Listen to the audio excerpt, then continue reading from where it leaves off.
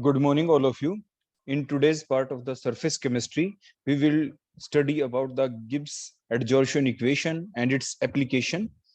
But before going in detail about the Gibbs adsorption equation and its application, we first of all discuss about some very simple definitions. The first definition here is the surface tension. So what is surface tension? Surface tension is the property due to which the liquid surface behaves like a stressed membrane is called as the surface tension. जैसे आप किसी भी container के अंदर आप जब देखेंगे, जैसे you have a glass of water, you can see the surface of the water in the glass is like a concave surface. It has the concave surface. इसका जो surface है वो concave है. Why the surface of the water in a glass is concave? Because there are two type of forces. These two type of forces are the adhesive forces. First one are the adhesive forces and other one are the cohesive forces. Adhesive forces are those forces which takes place between the different particles, while the adhesive forces are those forces which takes place between the same particles,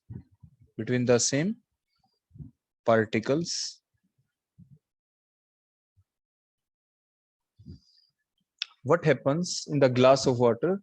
The water molecules which are present on the surface have the unbalanced forces.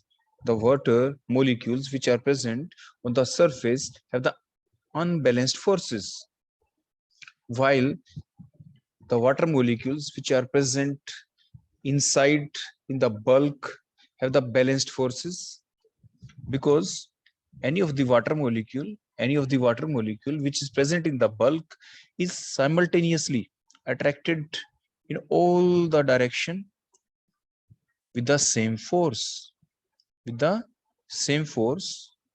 Means there is balanced force, while the water molecules which are present at the surface have the unbalanced forces, because towards the bulk side they are attracted by the other water molecules.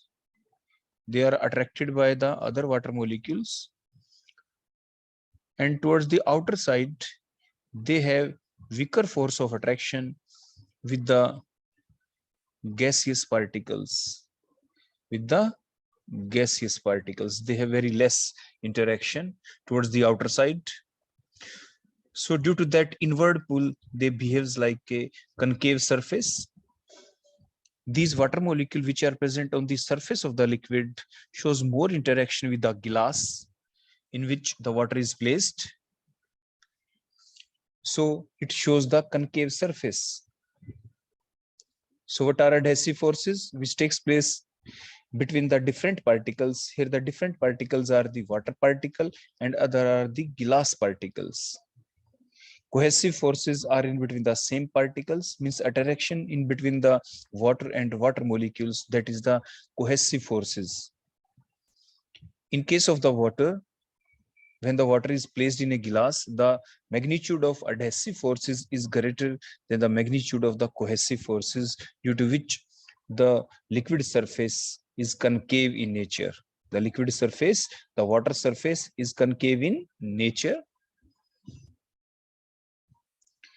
Surface tension is the property due to which the water molecules, when they are coming out from a water tap or from any other source, like in that particular diagram, they acquires the minimum surface area, and that property due to which they acquires the minimum surface area, that property is the surface tension. If I ask a question from you, why the liquid drops are spherical in nature, then you will say the liquid drops are spherical due to the surface tension, because they want to acquire the minimum surface area, and they acquire the minimum surface area due to the property called as the surface tension.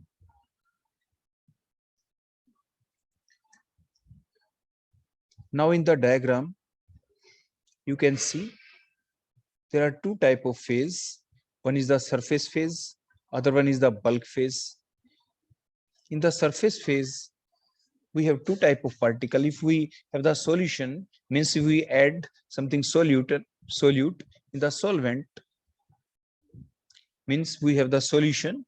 Now solution has two phase. One is the surface phase, means solute and solvent particles are present in the surface phase, and the solute and solvent particles also present in the bulk phase. In the surface phase, the solute particles are represented by N2 and the solvent particles are represented by N1. Similarly, in the bulk phase, the solute particles are represented by N2 naught and the solvent particles are represented by N1 naught. Further, the mathematical definition of the surface tension is the force acting per unit length. The force acting per unit length is called as the surface tension. If we multiply and divide F by L by small l, then F multiplied by L is the surface energy. F multiplied by L is the surface energy, or divided by A. A means area. So means surface energy per unit area is also called as the surface tension. Means we have the two mathematical definition for the surface tension. First one is the force acting per unit length is called as the surface tension. Means आपकी SI unit यहाँ पे क्या बनी? What is the unit of force? Newton. And what is the unit of length? Meter. Newton per meter, or in CGS, dynes per centimeter. And the other mathematical form of the surface tension is the surface energy per unit area is called as the surface tension. Further, if the concentration of the solute is more on the surface, as you can see in the diagram, the solute particle may be present more in the surface phase or more in the bulk phase. So depending upon the concentration of the solute in the surface or the bulk phase, the surface tension may increase or decrease. Condition 1, if the concentration of the solute is more on the surface, if the concentration of the solute means N2, that is the concentration number of moles of the solute, means if the concentration of the solute is more on the surface than in the bulk, then the surface tension will decrease, because the concentration of the particle in the surface phase will decrease the interaction in between the solvent particles, means the surface tension will decrease. Means the positive adsorption will occur. Means if the concentration of the solute is more in the surface phase, then means positive adsorption occurs. In the reverse case, if the concentration of the solute is more in the bulk than on the surface, means there is more interaction in between the solvent particle still after the addition of the solute, means the surface tension will increase. Means the negative adsorption occur. Positive adsorption means if the concentration of the solute is more in the surface phase, means positive adsorption occur. If the concentration of the solute is more in the bulk phase, then the negative adsorption will occur. If the concentration of the solute is more in the surface phase, means the solute has minimized the interaction in between the solvent particles present in the surface, means the tension decreases, the surface tension decreases.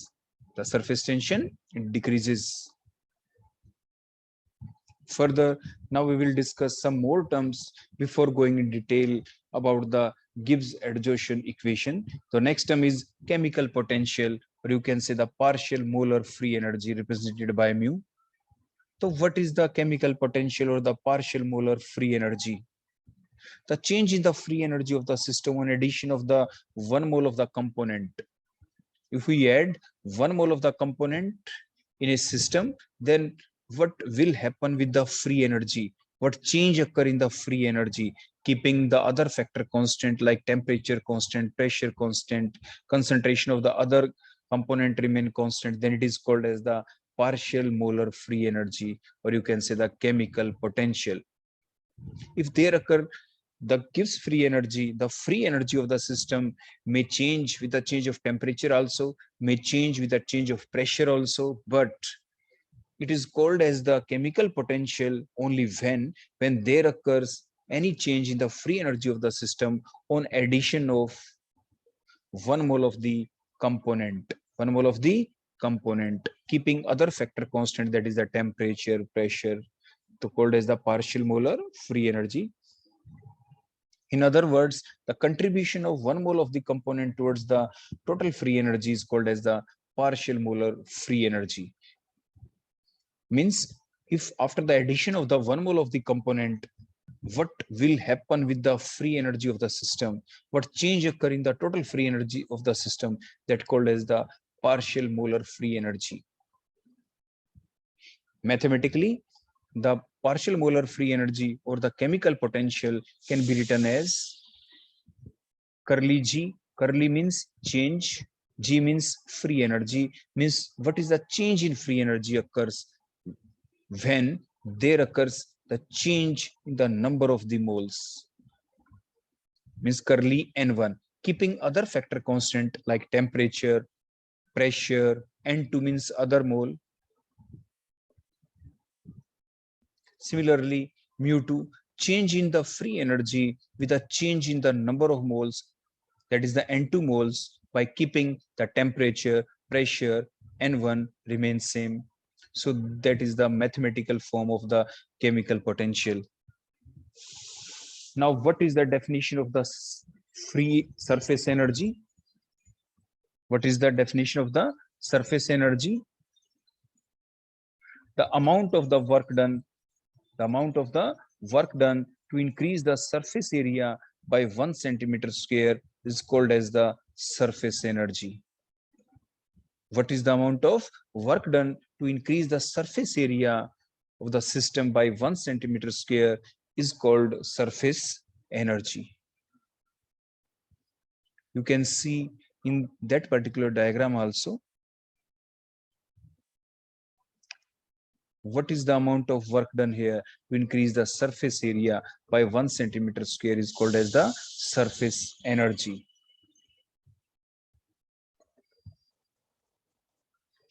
Now we will discuss in detail about the Gibbs-adsorption equation. What is the Gibbs-adsorption equation? Gibbs-adsorption equation is the equation which explains about the adsorption of the solute at the surface of the liquid.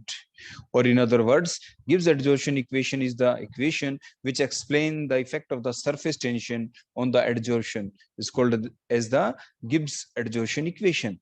Means अगर हमारे पास कोई solvent है, उस solvent के अंदर अगर हम solute add कर दे तो सोल्यूट ऐड करने से एडजॉर्प्शन के ऊपर क्या इफेक्ट पड़ता है? हो सकता है कि सोल्यूट ऐड करने से जो सरफेस टेंशन है वो इंक्रीज हो जाए, हो सकता है सोल्यूट ऐड करने से सरफेस टेंशन जो है वो डिक्रीज हो जाए, और उसी को हम कोरिलेट कर देंगे फिर नेचर ऑफ एडजॉर्प्शन से, means whether the positive adsorption occur और the negative adsorption occur.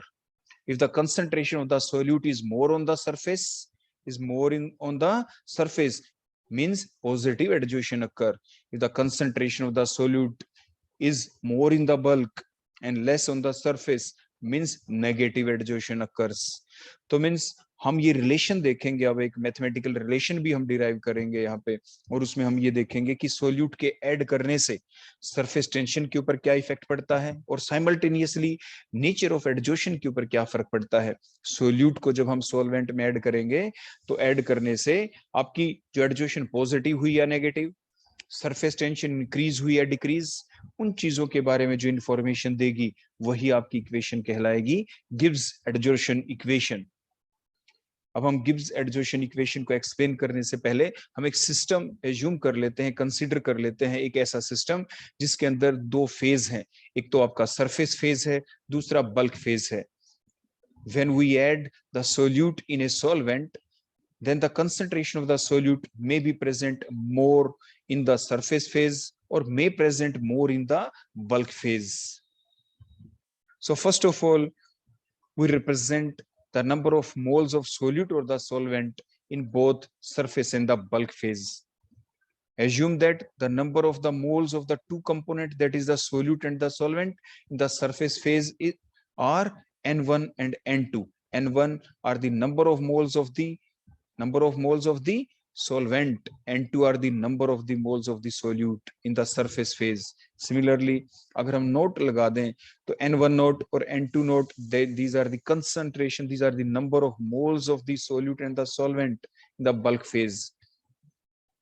N2 are used for solute, N2 note are used for the solute in the surface in the bulk phase. N1 note represents the number of moles of the solvent in the surface in the bulk phase. Now we want to determine the free energy of the system in the surface phase. And the free energy of the system in the surface phase can be calculated in the following two ways. The first way for the calculation of the free energy of the system in the surface phase is to assume the number of moles of the two component are N1 and N2 as already mentioned in the above diagram. So what is the chemical potential of these two components? That is the solute and the solvent, that will be represented by mu1 and the mu2. We already discussed about the definition of the chemical potential. Chemical potential means what is the change in the free energy? What is the change in the free energy on changing the number of moles of the solute or the solvent? So that called the chemical potential. So chemical जो potential है mu1 और chemical potential जो mu2 है, 2 हम use करते हैं solute के लिए, mu2 means chemical potential of the solute, और mu1 जब हम लिखते हैं that for the solvent means chemical potential of the solvent. Similarly, what is the surface area of the system? जो आपका ये system है, जो diagram है, इसका surface area कितना है? तो surface area of the system is S. As we already discussed about the definition of the surface tension, the mathematical form of the surface tension हमने जो देखी थी वो two ways में देखी थी. First definition क्या थी? Force per unit length is called as the surface tension. Or in other word, we also discussed that the surface energy per unit area is called as the surface tension. Means surface energy per unit area is also called as the surface tension, represented by gamma. तो surface energy of S, जो surface energy है 1 centimetre square area की, उसको तो आप क्या कहते हैं? गामा से लिखते हैं. सरफेस टेंशन की रिप्रेजेंटेशन है ये. अगर सरफेस एरिया 1 सेंटीमीटर स्क्वायर नहीं, सरफेस एरिया जैसे हमने एज्यूम किया है जो हमारा सिस्टम है उसका कितना है? S है. तो what will be the free energy of the surface? So surface energy of S centimeter square area, that is the free energy of the surface, is gamma S. उसको हम किससे रिप्रेजेंट करेंगे? गामा S से. So the total free energy of the system is mu1 n1. Total energy of the system जो होगी, total free energy of the system जिसको G से हम लिखते हैं, वो किसके इक्वल होगी? mu1 n1 plus mu2 n2 plus gamma S. So that is the total free energy of the system. तो ये हमारा जो सिस्टम है उसकी टोटल फ्री एनर्जी हो जाएगी. अगर हम कंप्लीट डिफरेंशिएशन कर दें इस इक्वेशन का, on doing the complete differentiation of the above equation, we get dg is equal to, g का डिफरेंशिएशन किया, d साथ लगा दिया, dg इज इक्वल टू, अब यहाँ पे 2 फैक्टर हैं mu1 n1. तो जब कभी भी हम डिफरेंशिएशन करते हैं तो एक फैक्टर का हम डिफरेंशिएशन करते हैं, दूसरे को कांस्टेंट कर लेते हैं. जैसे mu1 n1 का जब हम इस फैक्टर का हम डिफरेंशिएशन करेंगे तो सबसे पहले हमने क्या किया? mu1 को कांस्टेंट रखा, n1 का डिफरेंशिएशन किया तो क्या लिखा हमने? mu1 dn1. अब हम क्या करेंगे? अब की बार हमने n1 को फिक्स कर दिया तो म्यू का डिफरेंशिएशन किया n1 d mu1. सिमिलरली अब हम सेकंड पार्ट को ले लेते हैं mu2 n2. इसमें भी हम क्या करेंगे? mu2 को हम फिक्स रखेंगे, n2 का डिफरेंशिएशन तो क्या लिखेंगे? mu2 dn2. उसके बाद हम नेक्स्ट क्या करेंगे? अब की बार हम n को फिक्स रखेंगे, n2 को फिक्स रखेंगे, mu2 का डिफरेंशिएशन तो n2 d mu2. अब आगे गामा S है, इसका डिफरेंशिएशन करेंगे तो पहले हमने क्या किया? देखो, गामा को फिक्स किया, S का किया तो गामा ds, प्लस अब हम क्या करेंगे? S को फिक्स करेंगे, गामा का डिफरेंशिएशन करेंगे तो S d gamma. That is the equation number 1. इसको हम क्या कहेंगे? इक्वेशन नंबर 1 हमने कह दिया. अब जो इक्वेशन नंबर 1 है इसको हमने यहाँ पे जो इक्वेशन नंबर 1 है, अब इसको हम फर्दर कैलकुलेट करेंगे। देखो पीछे हमने क्या कैलकुलेट किया अभी तक, हमने हमारा मेन पर्पस क्या था, we want to determine to calculate the free energy of the system in the surface phase, and that free energy can be determined, can be calculated in two different ways. In one of the ways, we have determined the change in the free energy, that is represented by equation 1 here. Now what is the second way? According to the second way, the free energy is the function of, free energy किसके ऊपर भी depend करती है, इस function of का मतलब depend करना. The free energy is the function of temperature, pressure, concentration of the components, the surface area. So we can write it as G is equal to F. F means the function of, means depends upon. Bracket में हमने क्या लिखा, जिस चीज पे वो depend करती है, it is a function of temperature, pressure, number of moles N1 N2 and the surface area. If there occurs the small change in the temperature or the pressure or the concentration or the surface area of the different component, that is N1 N2, then फिर हम क्या लिख सकते हैं, हम कुछ ऐसे लिख सकते हैं, dz is equal to change in the free energy with a change of temperature. क्योंकि जो फ्री एनर्जी है ये डिपेंड करती है इन सभी फैक्टर के ऊपर, तो 1 by 1 हम सभी का इफेक्ट देखेंगे. The change in the free energy with the change of temperature means curly G divided by curly T.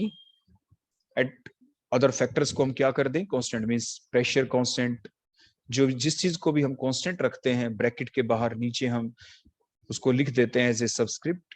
तो P is a constant, N1 constant, N2 constant, surface area constant, और differentiation करते हैं तो ये rule है, बाहर हमने क्या लिख दिया, dt प्लस. अब हम चेंज इन फ्री एनर्जी देखेंगे with the change of pressure, तो हमने क्या लिखा, करली G डिवाइडेड बाय करली P by keeping the other factor constant, that is a temperature, N1 N2 surface area, और बाहर हमने क्या लिख दिया, dp.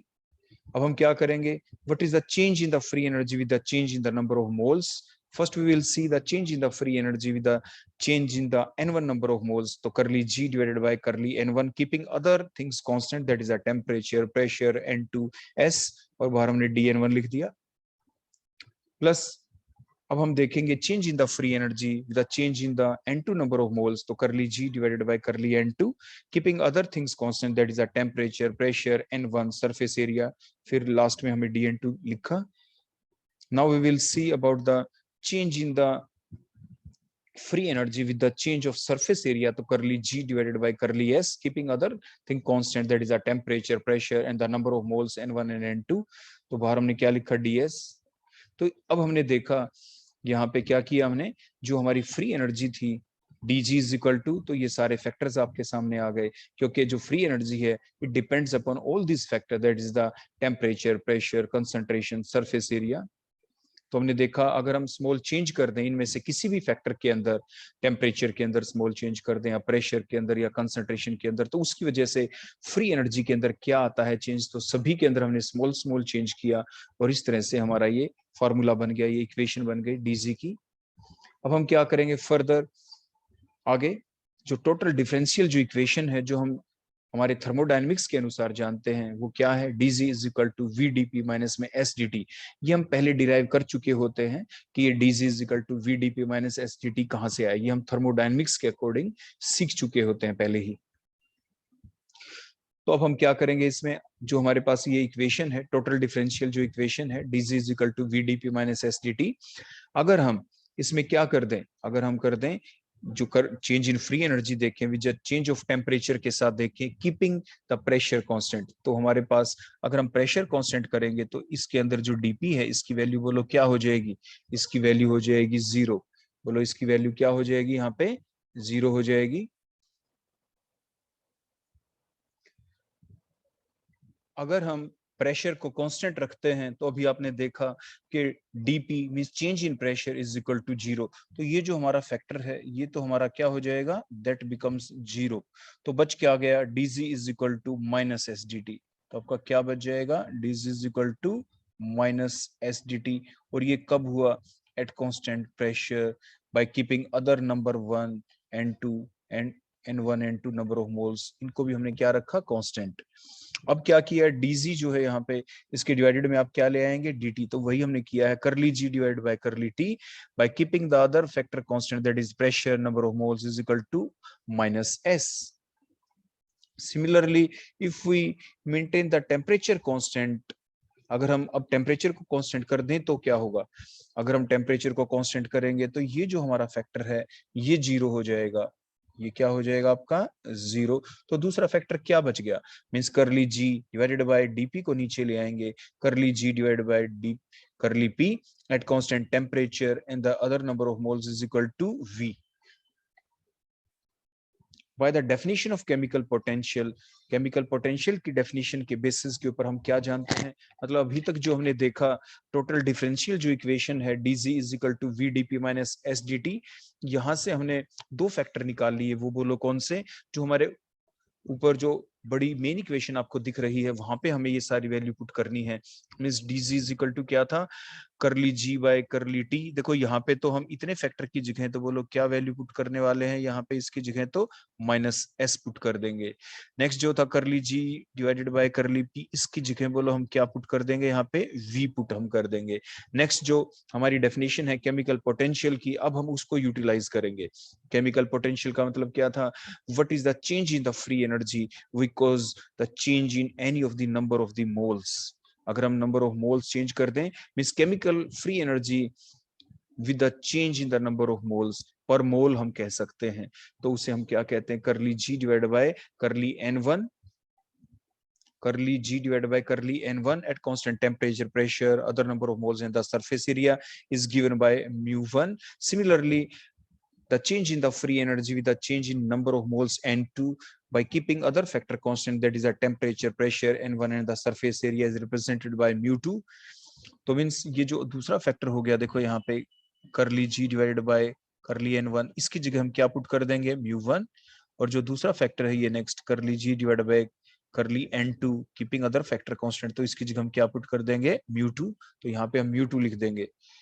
फर्दर जो आपके हमने ये भी पढ़ा था कि what is the definition of the surface tension, means the change in the free energy, the change in the free energy per unit area is called as the surface tension. तो means ये हमारा जो ये factor है curly g with a change in surface area by keeping other factor constant, तो इसकी जगह हम क्या लिख देंगे बोलो? Surface tension. तो हम इन सभी वैल्यूज को हम पुट करेंगे ऊपर वाली इक्वेशन में, तो आपका क्या बन गया? dz इज इक्वल टू बोलो क्या बन गया? वहां पे माइनस एस पुट किया तो माइनस एस डी टी, तो क्या आ गया बोलो? Minus S D T. हम ये दोबारा से देखो सर्कल करते चले जाएंगे साथ के साथ। तो मीन्स ये जो माइनस एस है ये हमने कहाँ पे पुट किया? देखो इसकी जगह यहाँ पे हमने, तो माइनस एस डी टी बन गया। नेक्स्ट प्लस इस हिस्से की जगह बोलो हमने क्या पुट कर दिया? यहाँ पे हमने ये पुट कर दिया देखो v, तो क्या बन गया? vdp प्लस यहाँ पे बोलो इस हिस्से की जगह हमने क्या पुट कर दिया? यहाँ पे mu1, तो क्या बन गया? mu1 dn1। नेक्स्ट यहाँ पे हमने बोलो क्या पुट कर दिया? करली g divided by curly n2 की जगह mu2, तो mu2 dn2 प्लस यहाँ पे हमने क्या पुट किया कि change in the free energy per unit area is called as the surface tension, तो गामा पुट किया, गामा ds। इसको हमने इक्वेशन नंबर 2 कहा। मींस हमने क्या किया? हमने पहले ही बताया था कि जो फ्री एनर्जी है उसको हम टू डिफरेंट वेज से डिटरमाइन कैलकुलेट कर सकते हैं।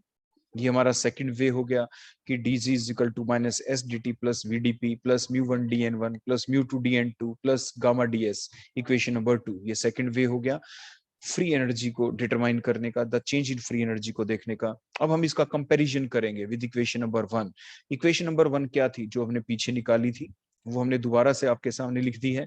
ये रही वो equation 1, dz is equal to mu1 dn1 plus n1 d mu1 plus mu2 dn2 plus n2 d mu2 plus gamma ds plus s d gamma.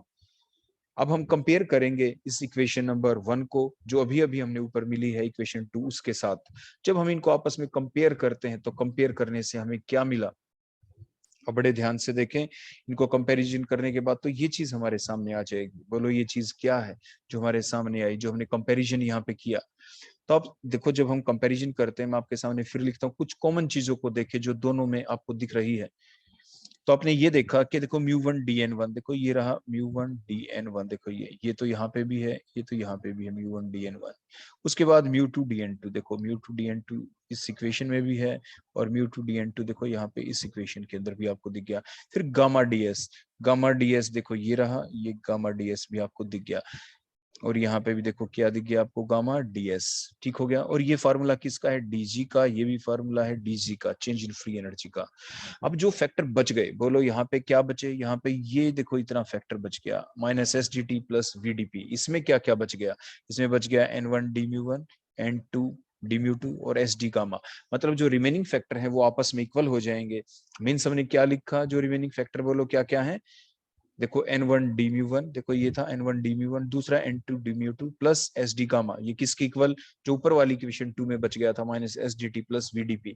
तो जब हमने कंपेयर किया इक्वेशन 1 और 2 को आपस में, तो ये चीज हमारे सामने निकल के आई। वो क्या, n1 dμ1 plus n2 dμ2 plus S D gamma is equal to minus S D T plus में वीडीपी। और फर्दर हम क्या करेंगे, अगर हम कांस्टेंट टेम्परेचर और कांस्टेंट प्रेशर पे देखें, तो at constant temperature and constant pressure क्या होगा, कांस्टेंट टेम्परेचर है तो change in temperature means dt की वैल्यू बोलो क्या हो जाएगी, that is 0। Change in pressure अगर हम देखेंगे तो dp की वैल्यू क्या हो जाएगी, dp means change in pressure, means P2 minus P1 final pressure minus initial pressure dp is equal to 0. So the above equation becomes क्या हो जाएगी, ऊपर वाली इक्वेशन, क्योंकि हमने dt की वैल्यू 0 पुट की तो माइनस एस डी टी वाला जो फैक्टर है ये 0। ऊपर vdp में dp की वैल्यू अगर 0 तो vdp 0। तो आपकी राइट हैंड साइड वाला जो फैक्टर है वो 0 हो गया। तो क्या बच गया, n1 dμ1 plus n2 dμ2 plus S D gamma is equal to 0। That is the equation number 3। और ये इक्वेशन कब आई, when the temperature is constant, when pressure is constant, means at constant temperature and pressure. अभी जो ये equation आई at constant temperature pressure वो क्या थी, n1 dμ1 plus n2 dμ2 plus S D gamma is equal to 0, ये आई थी आपके सामने। अगर अब हम क्या करने वाले हैं, हम ये करेंगे कि जो नंबर ऑफ मोल्स हैं, नंबर ऑफ मोल्स हैं जैसे आपको डायग्राम के अंदर भी दिख रहे हैं, टू कंपोनेंट्स के, सोल्यूट और सॉल्वेंट के बल्क फेज के अंदर, वो हमने किससे रिप्रेजेंट किए थे, n1 नोट और n2 नोट से। बल्क फेज के अंदर अगर हम इसी इक्वेशन को लिखना चाहें, इक्वेशन जो नंबर जो 3 है उसको हम कैसे लिखेंगे, तो उसको हम कुछ ऐसे लिखेंगे कि n1 not dμ1 plus n2 not dμ2। क्योंकि जो बल्क है, बल्क के अंदर तो देखो जो सरफेस है, जो s की वैल्यू है वो तो 0 हो जाएगी, क्योंकि सरफेस फेज नहीं, अब हम बल्क फेज देख रहे हैं। तो मीन्स जो चेंज इन सरफेस टेंशन है वो तो कहाँ पे होगी, सरफेस के ऊपर ही होगी। तो हमारा ये फैक्टर बोलो क्या हो जाएगा, बोलो आपका 0 बल्क के अंदर। तो अब हम क्या करेंगे, जो इक्वेशन नंबर हमारे ऊपर, इसको हमने इक्वेशन नंबर 4 कहा। अब हम इक्वेशन नंबर 4 को क्या करें, n1 divided by n1 note से हम इसको मल्टीप्लाई कर देंगे। तो जब हम इसको मल्टीप्लाई करेंगे n1 divided by n1 note से, तो हमें क्या मिला, तो हमें देखो ये मिला। तो ये जो फैक्टर था हमारा, इसको जब हमने मल्टीप्लाई किया, देखो किस चीज से हमने इसको, देखो इस साइड में जब हम करते हैं n1 divided by n1 note से, देखो तो n1 नोट से तो n1 नोट कट गया, तो बोलो इधर क्या बच गया, बोलो इधर बच गया हमारा n1 dμ1। देखो ये n1 dμ1। ऐसे ही जो दूसरी साइड है उधर भी हमने मल्टीप्लाई और डिवाइड किया, देखो n2 नोट, देखो ये n2 नोट और dμ2 तो एज सच है ही, तो n1 divided by n1 note ये एज सच है यहाँ पे। तो आपने देखा कि इक्वेशन नंबर जो 4 है, जब हमने उसको मल्टीप्लाई किया किसी से, n1 divided by n1 note से, तो हमें ये इक्वेशन नंबर 5 मिल गई। अब जो इक्वेशन नंबर 5 हमें मिली है, अब हम क्या करने वाले हैं, now subtract the equation number 5 from equation number 3। जो इक्वेशन नंबर 5 है, अब हम सब्ट्रैक्ट करेंगे इसको इक्वेशन नंबर 3 के अंदर से। तो जब सब्ट्रैक्ट करते हैं तो हमें क्या मिला, या दूसरे शब्दों में जब हम इनको कंपैरिजन करते हैं, क्या करते हैं बोलो, हम यहाँ पे इनको कंपैरिजन करते हैं, तो हम क्या हमें मिलेगा, अब हम देखो वो देखते हैं। देखो S D gamma plus n2 dμ2, देखो ये एस डी गामा, देखो ये जो ऊपर लिखा था इक्वेशन नंबर 3 में एस डी गामा, देखो ये रहा S D gamma plus n2 dμ2, देखो ये रहा n2 dμ2, देखो ये रहा हमारे पास। अब माइनस में बोलो क्या बच गया, जब हम इसको करेंगे, सब्ट्रैक्ट किया हमने इक्वेशन नंबर 5 को, देखो इसके इक्वेशन नंबर 3 के अंदर से, देखो इसके अंदर से माइनस किया इसको, तो जो ये देखो n1 dμ1 से n2 dμ1, ये तो आपका कैंसिल हो जाएगा, ये तो कैंसिल हो गया आपका। तो ऊपर क्या बच गया था, n2 dμ2 और प्लस एस डी गामा। अब माइनस क्या किया, इस बचे हुए फैक्टर को देखो हमने माइनस कर दिया, इज इक्वल टू, जो राइट हैंड साइड में तो क्या है 0 और 0 है, तो 0 माइनस 0 इज इक्वल टू 0 ही रह गया। और हम इसको कैसे लिख सकते हैं, हम इसको कुछ ऐसे लिख सकते हैं कि एस डी गामा प्लस, बोलो कॉमन क्या है इन दोनों के अंदर, इन दोनों के अंदर अगर हम कॉमन देखते हैं, देखो एस डी गामा तो हमने देखो एच एच लिख दिया। अब इसके अंदर कॉमन क्या है, यहाँ पे देखो dμ2 और इधर भी बोलो क्या है डी म्यू टू। इसको हमने कॉमन निकाल लिया बाहर, देखो ये बाहर कॉमन हमारा आ गया, तो अंदर क्या बच गया, अंदर बच गया n2, देखो ये n2 लिखा, minus n1 n2 naught divided by n1 naught is equal to 0, is equal to 0। और हम इसको और कैसे लिख सकते हैं फर्दर, अगर हम फर्दर इसको चेंज करना चाहें, लिखना चाहें, तो और हम इसको कैसे लिख सकते हैं, हम कुछ इसको ऐसे लिख सकते हैं कि हमारा जो इक्वेशन थी जो आपको यहाँ पे दिख रही है, ये जो बीच में देखो यहाँ पे जो प्लस का साइन है, हमने क्या किया, इस फैक्टर को दूसरी साइड में अगर हम ले जाएं, देखो इसको इस टाइप से, देखो इधर इसको इधर ले गए, एस टी गामा, ये दूसरी साइड में, ये इधर ही रह जाएगा। बोलो इधर कौन रह गया, ये आपका n2 minus n1 n2 naught divided bye, बोलो क्या था आपका n1 नोट। देखो ये चीज आपकी इधर की इधर ही रह गई, ये प्लस, और ये एस डी गामा दूसरी साइड गया, तो बोलो उधर जाके क्या हो गया, माइनस एस डी गामा। और फिर हमने क्या किया, जो ये साथ था इसके डी म्यू टू, इसको भी हम नीचे ले गए, तो बोलो क्या आ गया, ये D mu to, d mu to, d mu to, ठीक हो गया। अब हमने फर्दर क्या किया, इसके अंदर जो आपका एस है, देखो ये सिर्फ जो एस है, इसको हम दूसरी साइड में नीचे ले गए, देखो इसके नीचे जब हम ले आएंगे इधर, तो देखो ये डिवाइडेड बाय, बोलो क्या आ गया यहाँ पे एस। तो आपका फाइनल कंक्लूजन बोलो यहाँ से क्या निकला, और करके हमने इस इक्वेशन को कैसे लिख दिया, minus D gamma divided by D mu two is equal to, ऊपर क्या है आपका एज ए न्यूमरेटर के अंदर n2 minus n1 n2 naught divided by n1 note, और डिवाइडेड बाय बोलो क्या है s, पर यूनिट एरिया है आपका। तो अब हम फर्दर क्या लिख सकते हैं यहाँ पे, कि जो यहाँ पे ये आपका n1 n2 naught divided by n1 note है, ये क्या है, these are the number of the moles of the solute associated with the n1 moles of the solvent in the bulk phase। तो बल्क फेज के अंदर जो number of moles of solute है, वो जो एसोसिएटेड है सॉल्वेंट के साथ बल्क फेज के अंदर, वो कितने हैं, तो ये आपके n1 n2 naught divided by n1 note है, देखो ये इतने वाला हिस्सा जो है। अब हमने क्या किया, जो n2 है उसमें से देखो इसको माइनस कर रखा है, तो n2 minus n1 n2 naught divided by n1 naught क्या हो गया, that is the excess concentration of the solute in s centimetre square surface area.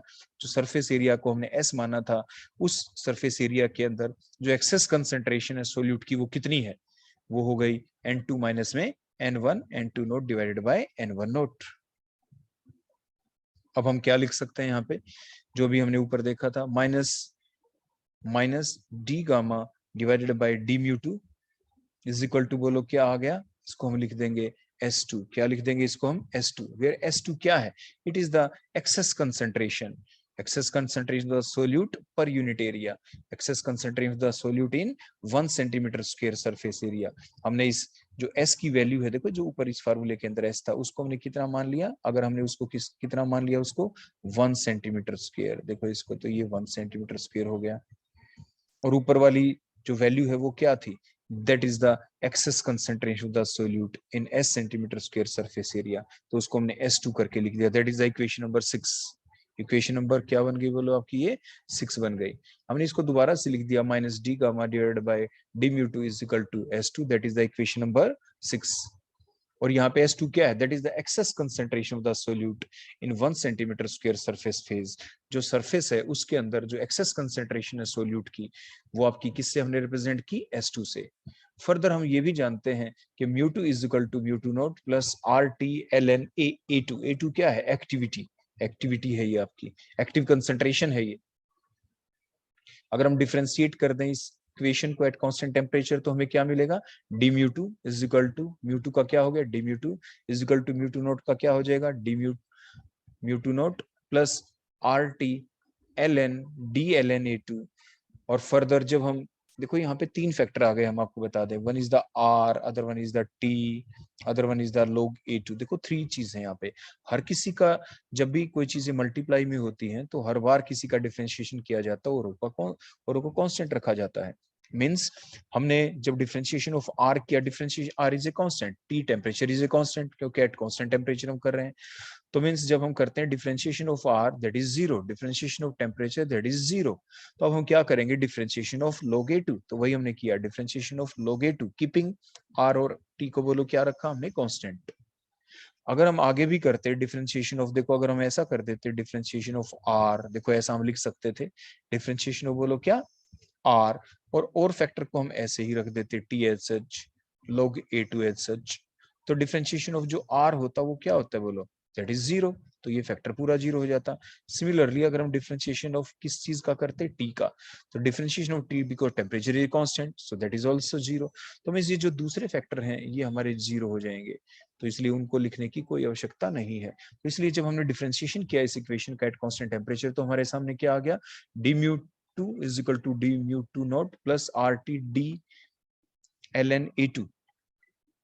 या हम इसको कैसे लिख सकते हैं, क्योंकि ये स्टैंडर्ड जो कंडीशन है डी म्यू 2, इसकी वैल्यू बोलो क्या हो जाएगी यहाँ पे 0, तो क्या आ जाएगा अब हमारा d mu 2 is equal to R T d ln A2, क्योंकि जो डिफरेंशिएशन है म्यू 2 नोट का, क्योंकि अंडर स्टैंडर्ड कंडीशन जो हमने ले रखा है, तो उसकी वैल्यू क्या हो जाएगी बोलो 0।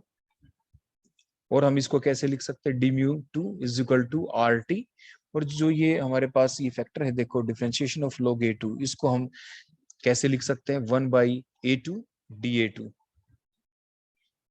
तो ये मैथमेटिकल एक्सप्रेशन है। Now put the value of d mu 2 in equation number 6 we get. अब हम जो ये वैल्यू आई है हमारी डी म्यू 2 की, इसको इक्वेशन नंबर जो 6 है उसमें आप पुट कर देंगे। यहाँ पे देखो डी म्यू 2 की जगह यहाँ पे आप इसको क्या कर देंगे बोलो, आप इसको पुट कर देंगे।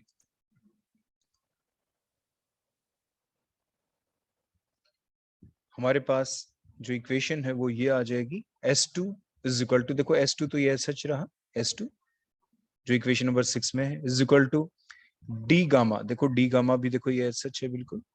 अब डिवाइडेड में जो डी म्यू 2 था, उस डी म्यू 2 की जगह देखो ये जो डी म्यू 2 हमारा ऊपर आया था, ये वैल्यू हमने पुट की, तो बोलो क्या वैल्यू पुट की, डी म्यू 2 क्योंकि नीचे है डिनोमिनेटर में है, तो वैल्यू पुट की तो क्या आ गया, तो वैल्यू आ गया आपका, नीचे हमने पुट की इसको आर टी, देखो ये आर टी, देखो ये आर टी रहा, और क्या था DA2, देखो DA2, और A2 नीचे था ये ऊपर चला गया माइनस में A2, so that is the equation number 7। तो जनरली हम जनरल फॉर्म के अंदर इस इक्वेशन को कुछ ऐसे लिख सकते हैं कि S is equal to minus A by R T d gamma by d ए।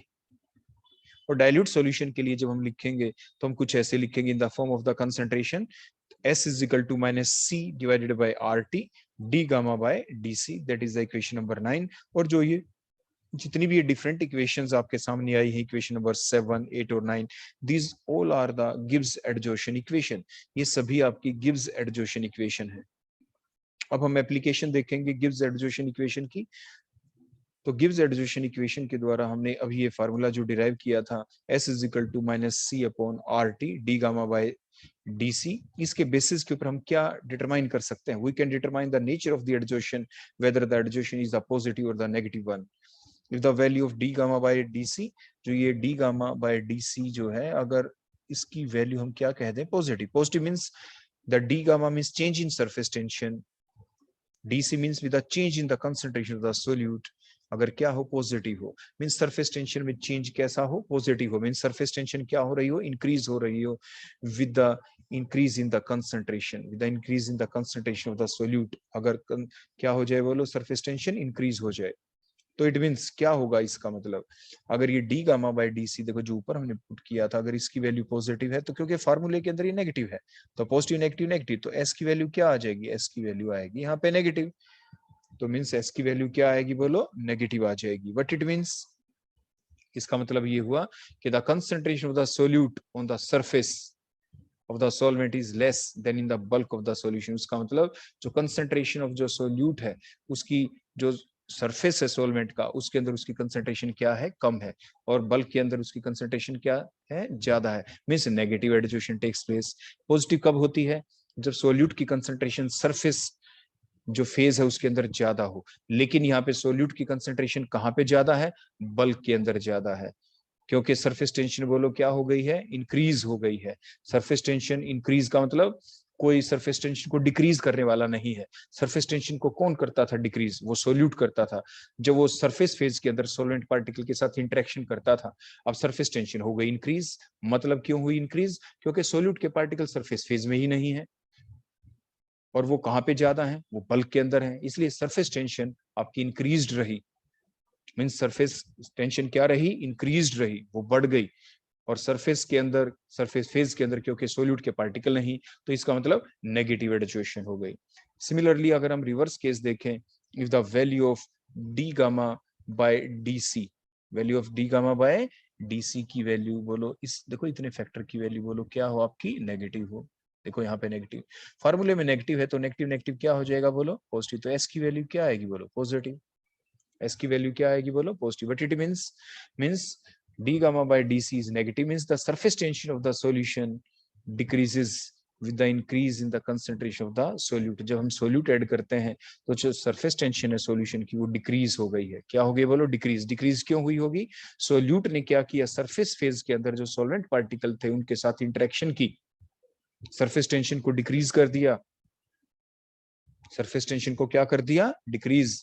मतलब एस की वैल्यू पॉजिटिव हो गई, एस की वैल्यू क्या हो गई, पॉजिटिव हो गई। मतलब जो कंसंट्रेशन है सोल्यूट की वो सरफेस एरिया के अंदर क्या है, सरफेस फेज के अंदर क्या है, ज्यादा है देन इन द बल्क। मतलब आपकी कैसी हो गई बोलो यहाँ पे एडजोशन, सरफेस के अंदर ज्यादा है तो आपकी हो गई, बताओ कैसी हो जाएगी यहाँ पे एडजोशन, कैसी हो जाएगी यहाँ पे,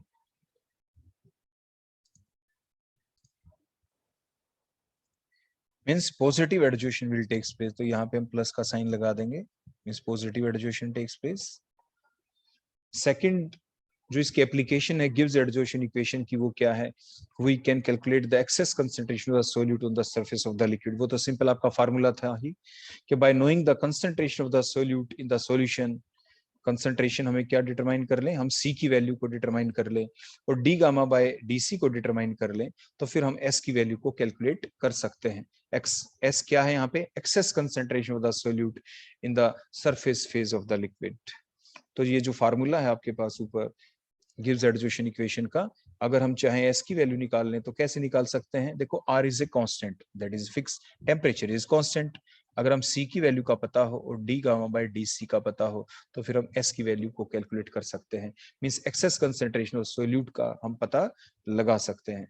next application, we can calculate the adsorption of an insoluble gas air is the solute on the surface of the liquid। कैसे, जो गैसेस सोल्यूट है उसकी कंसंट्रेशन को प्रेशर की फॉर्म में हम डिटरमाइन करेंगे, तो गिब्स एडजोशन इक्वेशन को जब हम मॉडिफाई करके लिखेंगे in the form of pressure, क्योंकि जो गैसेस के लिए जो कंसंट्रेशन है उसको हम कैसे रिप्रेजेंट करते हैं, प्रेशर की फॉर्म में हम उसको रिप्रेजेंट करते हैं। तो कंसंट्रेशन को हम प्रेशर की फॉर्म में डिटरमाइन करते हैं। तो जो फार्मूला था हमारा गिब्स एडजोशन इक्वेशन का, वहां पे सी की जगह कंसंट्रेशन की जगह हम प्रेशर लिख देंगे, तो S is equal to minus P by R T और D gamma by D P. Means similarly उसी तरीके से अगर हमें D gamma by D P की वैल्यू का पता हो तो फिर हम क्या कर सकते हैं, by knowing the value of D gamma by D P the adsorption of an insoluble gas on the surface of the liquid can be calculated, can be determined. तो इस टाइप से हम उसको डिटरमाइन कर सकते हैं। तो ये थी डिफरेंट एप्लीकेशंस भी गिब्स एडजोशन इक्वेशन की। तो ये आपने इन डिटेल देखा कि गिब्स एडजोशन इक्वेशन है क्या। तो गिब्स एडजोशन इक्वेशन के बेसिस पे हमने क्या देखा कि जब हम हमारे पास कोई सॉल्वेंट हो उसमें बाहर से जब हम क्या ऐड करते हैं, सोल्यूट, तो सोल्यूट के ऐड करने से सोल्यूट की जो कंसंट्रेशन है वो कहाँ पे ज्यादा रहती है, मतलब वो सरफेस फेज में ज्यादा रहती है या बल्क फेज के अंदर ज्यादा रहती है। और बल्क और सरफेस फेज में ज्यादा रहने से ही हम पता लगाते हैं कि सरफेस टेंशन इंक्रीज हुई या surface tension decrease, simultaneously positive adsorption हुई या नेगेटिव एडजोशन हुई। तो इन सारी चीजों का हम पता लगा पाते हैं मैथमेटिकल तरीके से भी, जैसे अभी मैथमेटिकल तरीके का मतलब जो मैथमेटिकल इक्वेशन थी गिव्स एडजोशन इक्वेशन, उसके बेसिस के ऊपर भी हम सारी चीजों को एक्सप्लेन कर पाए। So that is all about the Gibbs adsorption equation. Thank you.